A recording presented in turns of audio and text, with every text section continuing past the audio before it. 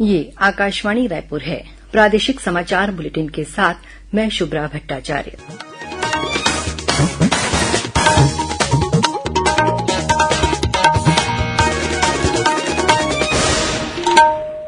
और अब पेश है आज के मुख्य समाचार।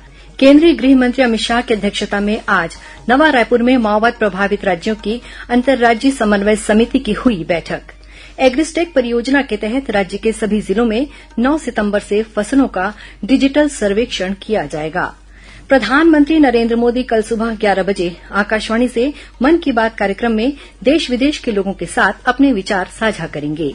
और संतान की लंबी आयु की कामना से जुड़ा हलषष्ठी का पर्व आज प्रदेश भर में परंपरा के अनुसार मनाया जा रहा है।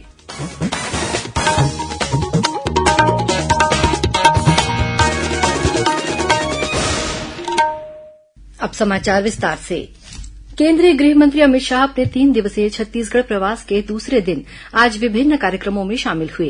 श्री शाह की अध्यक्षता में नवा रायपुर में माओवाद प्रभावित राज्यों की अंतर्राज्यीय समन्वय समिति की बैठक हुई। बैठक में मुख्यमंत्री विष्णुदेव साय, केंद्रीय गृह राज्य मंत्री नित्यानंद राय और उप मुख्यमंत्री तथा गृह मंत्री विजय शर्मा भी शामिल हुए। साथ ही बैठक में छत्तीसगढ़, झारखंड, ओडिशा, मध्यप्रदेश, आंध्रप्रदेश, तेलंगाना और महाराष्ट्र के मुख्य सचिव तथा पुलिस महानिदेशक के अलावा केंद्र और राज्य सरकार के वरिष्ठ अधिकारी भी मौजूद थे। इससे पहले श्री शाह छत्तीसगढ़ के पवित्र धाम चंपारण पहुंचे, जहां उन्होंने महाप्रभु वल्लभाचार्य जी के मुख्य प्राकट्य बैठक स्थल और चंपेश्वर महादेव की पूजा अर्चना कर देशवासियों की सुख समृद्धि की कामना की। इस मौके पर मुख्यमंत्री विष्णुदेव साय, उप मुख्यमंत्री विजय शर्मा और सांसद बृजमोहन अग्रवाल उपस्थित थे। चंपारण में महाप्रभु वल्लभाचार्य आश्रम पहुंचने पर केंद्रीय गृह मंत्री श्री शाह का परंपरागत ढंग से स्वागत किया गया। इस अवसर पर श्री शाह को द्वारिकेश्वर लाल महाराज ने महाप्रभु वल्लभाचार्य जी की प्रतिमा भेंट की। वहीं छत्तीसगढ़ प्रवास के अंतिम दिन कल केंद्रीय गृह मंत्री श्री शाह नवा रायपुर के सेक्टर 19 अटल नगर में पीपल फॉर पीपल अभियान के तहत एक पेड़ मां के नाम कार्यक्रम में शामिल होंगे। इसके अलावा श्री शाह नवा रायपुर में ही स्मार्ट सिटी परियोजना के तहत विभिन्न विकास कार्यों का उद्घाटन भी करेंगे। समारोह की अध्यक्षता मुख्यमंत्री विष्णुदेव साय करेंगे। एग्रीस्टेक परियोजना के तहत राज्य के सभी जिलों में आगामी 9 सितंबर से फसलों का डिजिटल सर्वेक्षण किया जाएगा। इसके तहत पायलट प्रोजेक्ट के रूप में चयनित धमतरी, महासमुंद और कबीरधाम जिले के सभी गांवों तथा अन्य जिलों के चयनित गांवों में डिजिटल फसल सर्वेक्षण होगा। सर्वेक्षण का यह कार्य 30 सितंबर तक चलेगा।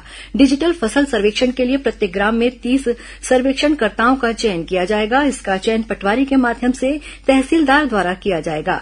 इसके लिए न्यूनतम योग्यता 10वीं उत्तीर्ण होना अनिवार्य है। कृषि और विज्ञान विषय में स्नातक को प्राथमिकता दी जाएगी।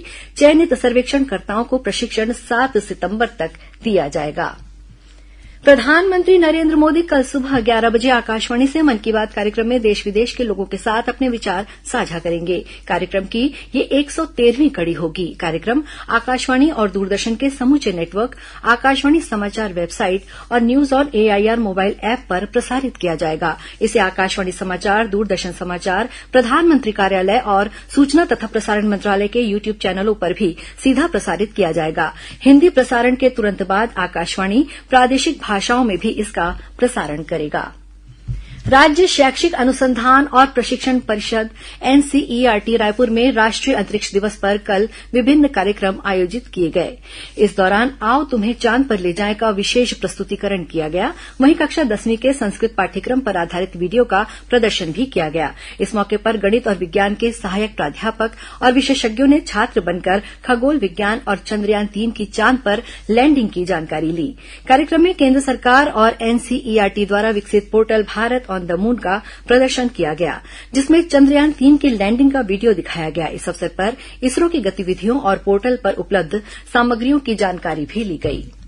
प्रधानमंत्री विश्वकर्मा योजना के संभावित लाभार्थियों को उपलब्ध होने वाली ऋण सुविधाओं के बारे में जागरूक करने के उद्देश्य से आज रायपुर में एक कार्यशाला का आयोजन किया गया। यह कार्यशाला केंद्र सरकार के वित्तीय सेवा विभाग के तहत कार्य करने वाले राज्य स्तरीय बैंकर्स समिति और छत्तीसगढ़ स्टेट बैंकर्स समिति के संयुक्त तत्वाधान में आयोजित की गई। इस कार्यशाला में विभिन्न सरकारी संस्थानों और बैंकों के अधिकारियों सहित लगभग 50 प्रधानमंत्री विश्वकर्मा प्रशिक्षु और प्रशिक्षकों ने भाग लिया। कार्यशाला में अधिकारियों ने प्रधानमंत्री विश्वकर्मा योजना से मिलने वाले लाभ के संबंध में जानकारी दी।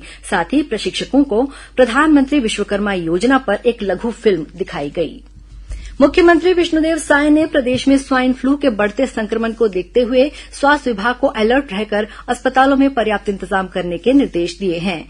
वहीं स्वास्थ्य विभाग ने स्वाइन फ्लू सहित मौसमी बीमारियों से बचाव और रोकथाम के लिए लोगों से सतर्क रहने की अपील की है।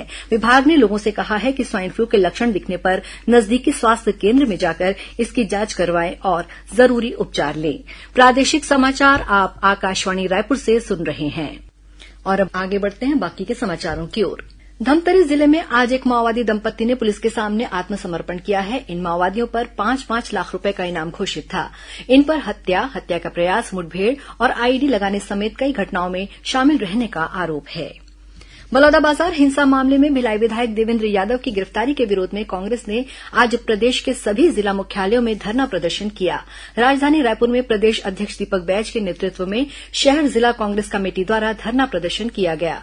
वहीं दुर्ग में पूर्व मुख्यमंत्री भूपेश बघेल के नेतृत्व में कांग्रेस कार्यकर्ताओं ने प्रदर्शन किया। इस दौरान कार्यकर्ताओं और पुलिस के बीच हल्की झूमाझटकी भी हुई। धरना प्रदर्शन से पहले सभा को संबोधित करते हुए श्री बघेल ने राज्य सरकार पर आरोप लगाया कि प्रदेश में विकास ठप्प है और कांग्रेस नेताओं को फर्जी मामले में गिरफ्तार किया जा रहा है। इसके अलावा प्रदेश के अन्य जिला मुख्यालयों में भी कांग्रेस कार्यकर्ताओं द्वारा धरना प्रदर्शन किए जाने की खबर है। बलौदाबाजार में पिछले दिनों आयोजित धरना प्रदर्शन में आगजनी और तोड़फोड़ के मामले में पुलिस ने कल देर रात भिलाई से 5 आरोपियों को गिरफ्तार किया है। आरोपियों को न्यायालय में पेश किया गया, जहां से उन्हें जेल भेज दिया गया है। बलौदाबाजार घटना में अब तक 184 आरोपियों को गिरफ्तार किया जा चुका है। प्रादेशिक समाचार एकांश आकाशवाणी रायपुर द्वारा प्रस्तुत कार्यक्रम जिले की चिट्ठी का प्रसारण कल शाम 6:05 से 6:10 तक किया जाएगा। इस कार्यक्रम को छत्तीसगढ़ स्थित आकाशवाणी के सभी केन्द्र रिले करेंगे। इस बार के अंक में दंतेवाड़ा जिले की गतिविधियों के बारे में जानकारी दी जाएगी। श्रोताओं, कल रविवार को हल्बी और गोंडी बोली में समाचार बुलेटिन प्रसारित किए जाएंगे। ये दोनों बुलेटिन आकाशवाणी केन्द्र जगदलपुर से प्रसारित किए जाएंगे। इन्हें बस्तर संभाग में सुना जा सकेगा। हल्बी में समाचार बुलेटिन सुबह 7:30 बजे से और गोंडी में समाचार बुलेटिन शाम 6:30 बजे से प्रसारित किया जाएगा। संतान की लंबी आयु की कामना से जुड़ा हलषष्ठी का पर्व आज प्रदेश भर में परंपरा के अनुसार मनाया जा रहा है। इसे कमर छठ भी कहा जाता है। इस मौके पर माताओं ने व्रत रखा और मिट्टी का छोटा कुंड बनाकर पूजा अर्चना की। पूजा सामग्री के रूप में महुआ, लाई और पसहर चावल चढ़ाया गया। साथ ही व्रत रखने वाली महिलाओं ने हलषष्ठी व्रत की कथा भी सुनी। हलषष्ठी के अवसर पर मुख्यमंत्री विष्णुदेव साय ने प्रदेशवासियों, विशेषकर महिलाओं को शुभकामनाएं दी हैं। और अब पेश है मौसम का हाल। प्रदेश में आगामी 24 घंटों के दौरान 1-2 स्थानों पर गरज चमक के साथ आकाशीय बिजली गिरने की संभावना है। वहीं 26 अगस्त से बारिश की गतिविधियों में कमी आ सकती है। मौसम विभाग से मिली जानकारी के अनुसार उत्तर बंगाल की खाड़ी के ऊपर एक चक्रीय चक्रवात बना हुआ है। इसके प्रभाव से अगले 24 घंटों में एक निम्न दाब का क्षेत्र बनने की संभावना है। इसके कारण कल प्रदेश में अनेक स्थानों पर हल्की से मध्यम वर्षा होने अथवा गरज चमक के साथ छींटे पड़ने के आसार हैं। उधर कोरबा जिले में पिछले 4 दिनों से हो रही लगातार बारिश से नदी नाले उफान पर हैं। आज दर्री डैम से 22,720 क्यूसेक पानी छोड़ा गया। इससे हसदेव नदी का जलस्तर बढ़ गया है, जिसके कारण आसपास के गांव की निचली बस्तियों में बाढ़ के हालात बन गए हैं। और अब कुछ खबरें संक्षेप में। राज्य शासन द्वारा श्रीकृष्ण जन्माष्टमी के अवसर पर आगामी 26 अगस्त को राज्य में शुष्क दिवस घोषित किया गया है। इस दौरान प्रदेश में स्थित सभी शराब दुकानें बंद रहेंगी। भिलाई के कांग्रेस विधायक देवेन्द्र यादव को बिलासपुर जिला और सत्र न्यायालय मनीष कुमार दुबे की कोर्ट ने जमानत दे दी है। श्री यादव के खिलाफ करीब 10 साल पहले बिलासपुर के अटल बिहारी वाजपेयी विश्वविद्यालय में कार्यकर्ताओं के साथ घेराव किए जाने के कारण मामला दर्ज किया गया था। और डॉक्टर खूबचंद बघेल कृषक रत्न पुरस्कार के लिए आगामी 31 अगस्त तक किसानों से आवेदन आमंत्रित किए गए हैं। अंत में मुख्य समाचार एक बार फिर। केंद्रीय गृह मंत्री अमित शाह की अध्यक्षता में आज नवा रायपुर में माओवाद प्रभावित राज्यों की अंतर्राज्यीय समन्वय समिति की हुई बैठक। एग्रीस्टेक परियोजना के तहत राज्य के सभी जिलों में 9 सितंबर से फसलों का डिजिटल सर्वेक्षण किया जाएगा। प्रधानमंत्री नरेंद्र मोदी कल सुबह 11 बजे आकाशवाणी से मन की बात कार्यक्रम में देश विदेश के लोगों के साथ अपने विचार साझा करेंगे। और संतान की लंबी आयु की कामना से जुड़ा हलषष्ठी का पर्व आज प्रदेश भर में परंपरा के अनुसार मनाया जा रहा है। इसी के साथ प्रादेशिक समाचार बुलेटिन समाप्त हुआ। नमस्कार।